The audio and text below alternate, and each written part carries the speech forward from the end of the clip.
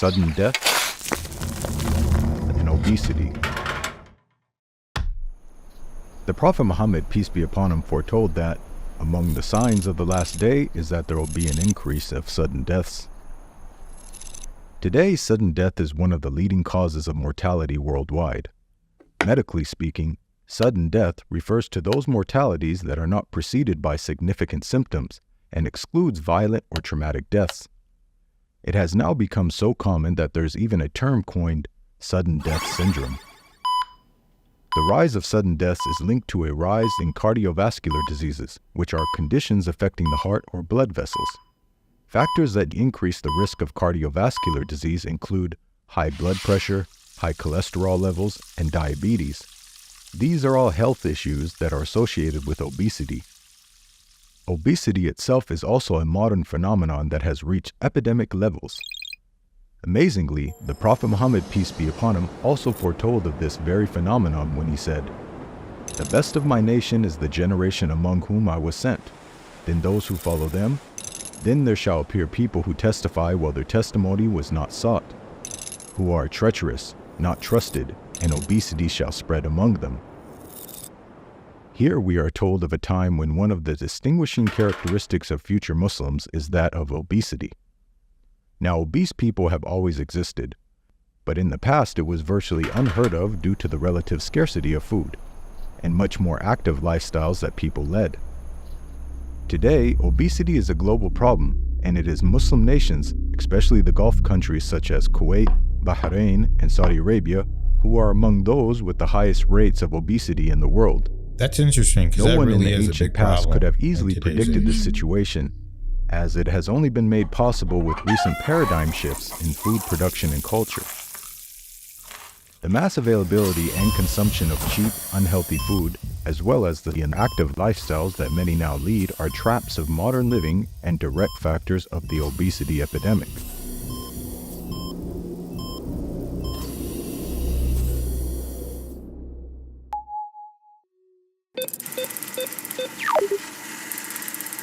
Yeah. Globalization of trade. The Prophet Muhammad, peace be upon him, foretold that, before the final hour, trade will increase until a woman helps her husband in business.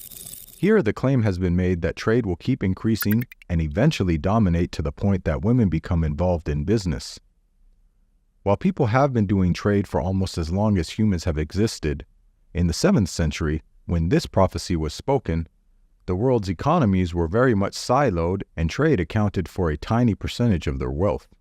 Today, trade represents more than half the world's gross domestic product, or GDP.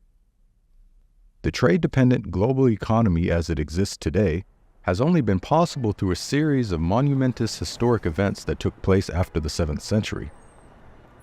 The 15th century saw the dawn of the Age of Discovery, in which European empires set up global trade routes. The 18th century witnessed the Industrial Revolution. Machine manufacturing allowed goods to be produced in large quantities more quickly and cheaply than ever before. The 20th century suffered 2 world wars, and in their aftermath, the establishment of institutions and treaties that further facilitated trade at the international level. Recent technological revolutions, such as the internet, have also accelerated the globalization of trade, with people from all over the world being better connected than ever before. We can see that it is only through a series of world-changing events over the last few centuries that the globalization and dominance of trade has been made possible. The globalization and dominance of trade has brought with it massive societal upheaval. The insatiable capitalistic drive to maximize profits has been a major force for women entering the workplace. From the perspective of capitalists, women entering the labor market in large numbers increases the labor supply. More workers means greater competition for jobs, thus reducing employee wages and increasing capitalists' profits.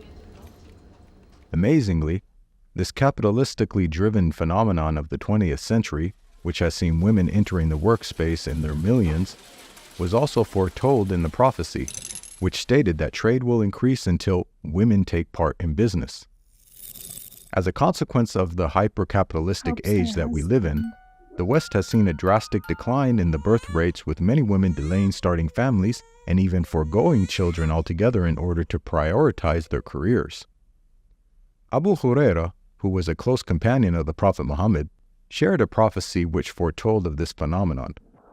A woman will be taken and her stomach ripped open. Then what is in her womb will be taken out and discarded for fear of giving birth. This description closely resembles modern surgical methods of sterilization, such as abdominal hysterectomies.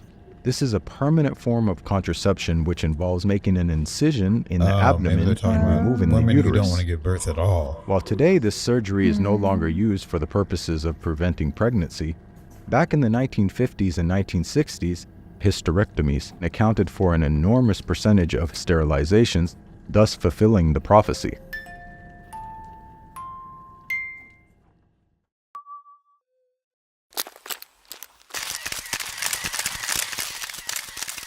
Rise of the young. In the ancient world, adolescents were typically looked down upon by society as they are lacking in wisdom and life experience. As far back as the 4th century BCE, Aristotle wrote, "Young men are high-minded because they have not yet been humbled by life, nor have they experienced the force of circumstances. They think they know everything and are always quite sure about it." Almost cross-culturally, young people were not considered as sources of knowledge, nor did they exert influence in society. Yet the Prophet Muhammad, peace be upon him, foretold of a phenomenon regarding young people in the end times. Verily, among the signs of the hour is that knowledge will be sought from the young. Fast-forwarding to the modern digital world, thanks to the advent of the internet, one would expect to be living in a golden age where genuine people of knowledge are better connected to the masses than ever before, with easy access to wisdom and learning, all within the comfort of our homes. Rather paradoxically, we find that the exact opposite is the case. Today we have witnessed the phenomenon of the rise of social media personalities and influencers. Young people of little to no learning whose followings are measured in the millions, dwarfing older, genuine people of knowledge who have largely become marginalized and disconnected from the masses. No longer do people seek out quality knowledge from the correct sources. Today it is the young who hold sway over the hearts and minds of the masses, just as the prophecy foretold.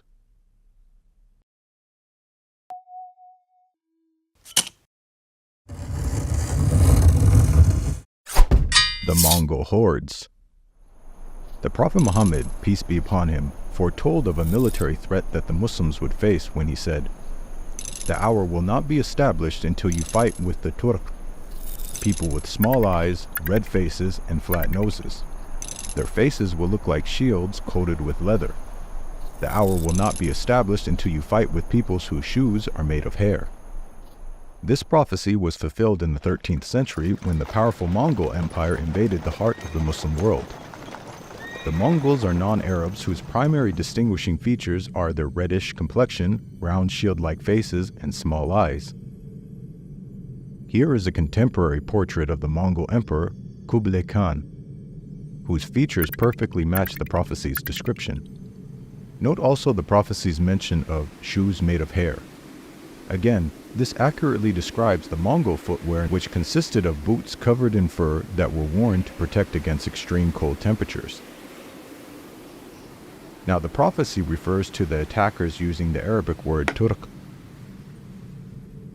Just who are the Turk, and can they be linked to the Mongols?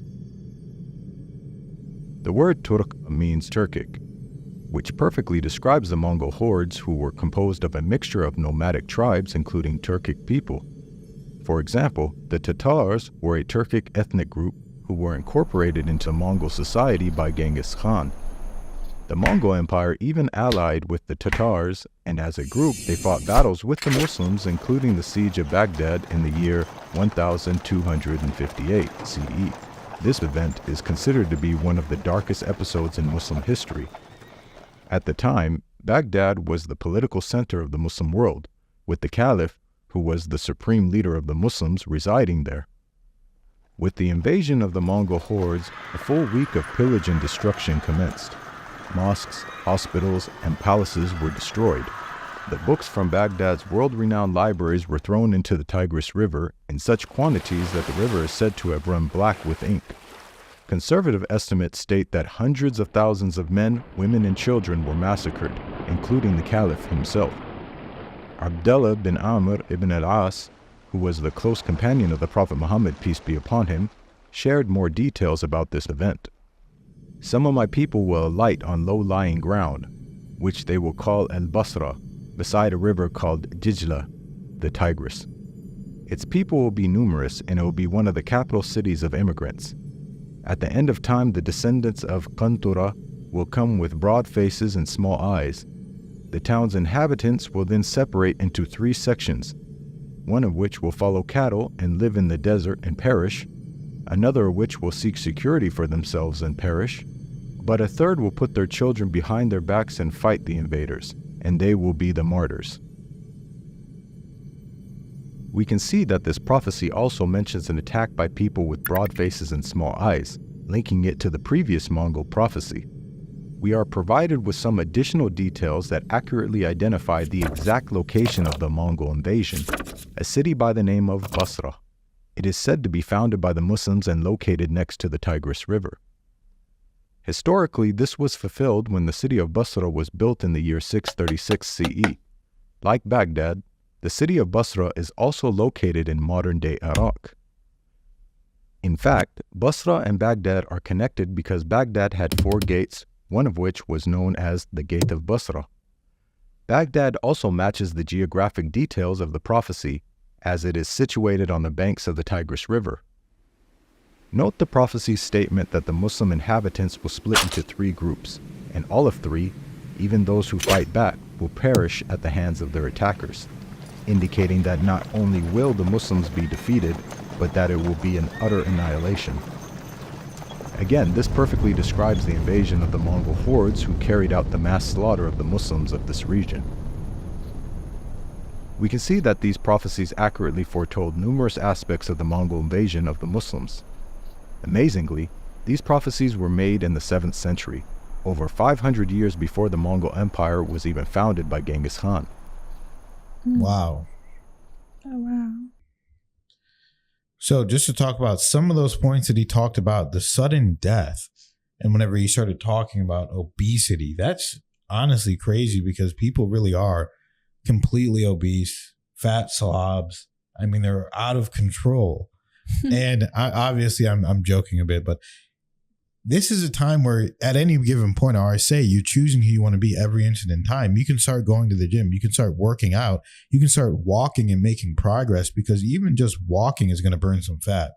So you don't want to be a part of this prophecy, guys.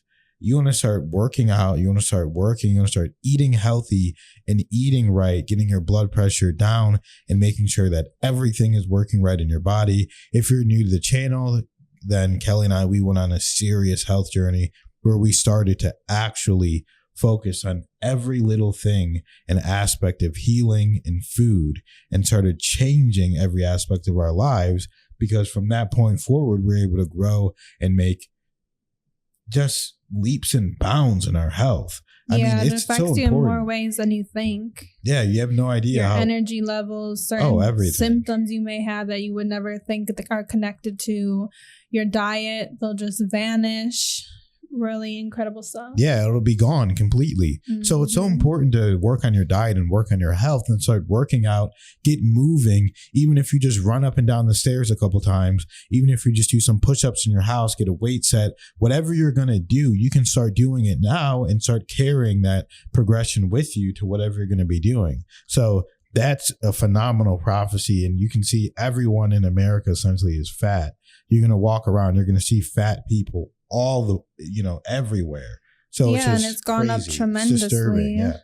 You always look at the old pictures and there's almost everyone is, slim, fit, and it's just in the diet these days, but also to connect the whole obesity thing to people dropping in death because there's no way back then they would know, yeah, obesity may have existed, but I'm sure all the things that come along with obesity and can connect to it, the health issues, the heart issues, cholesterol, all of these things that really can make you drop dead.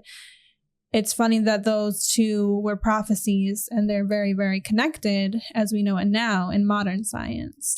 Yeah, absolutely.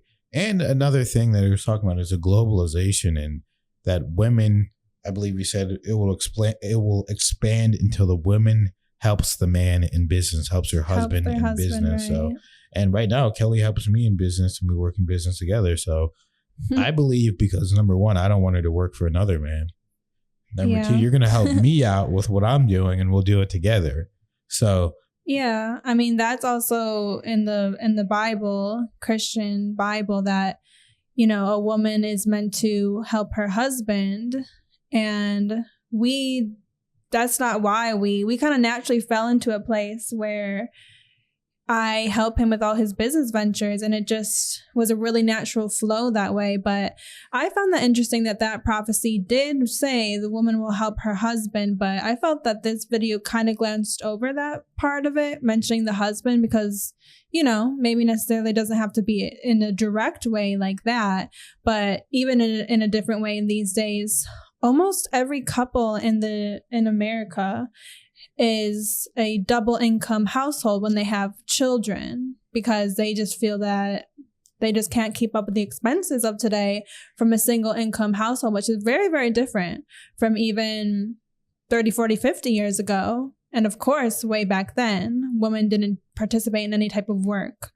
So that's really interesting that it's almost that in a way she has to help her husband bring in the income on that line of things.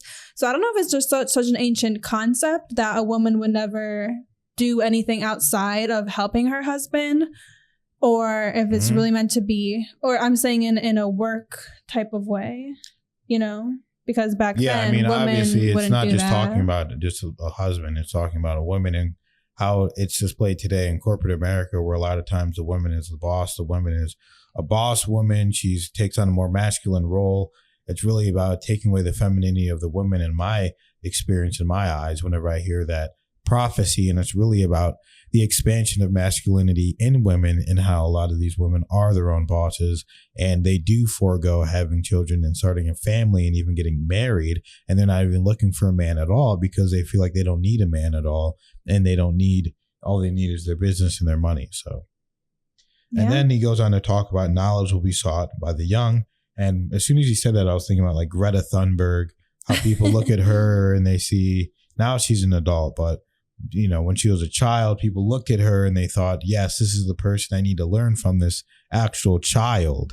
And this happens a lot with TikTok, and it happens a lot with Instagram and social media and YouTube, where a lot of people are listening and looking at children and streamers and people that have no business telling you what to do because they're children themselves. But people are looking at them and listening to them for information and knowledge, which absolutely should not be the case. Totally. That's exactly where my mind went to, just this age of internet personalities at a very, very young age, particularly the streamers and, you know, YouTube personalities. For the most part, they're so young that I guess you could say all that they have accomplished is this platform, but they really haven't put in much of the background effort to become a man or a woman of substance in order to be a true leader for all of these kids watching them. So it's like these kids are watching them and see them as such figures to look up to, but is the content really helping them? Yeah. Probably not. Absolutely, guys. Then he went on to talk about the Mongols, and that was informative.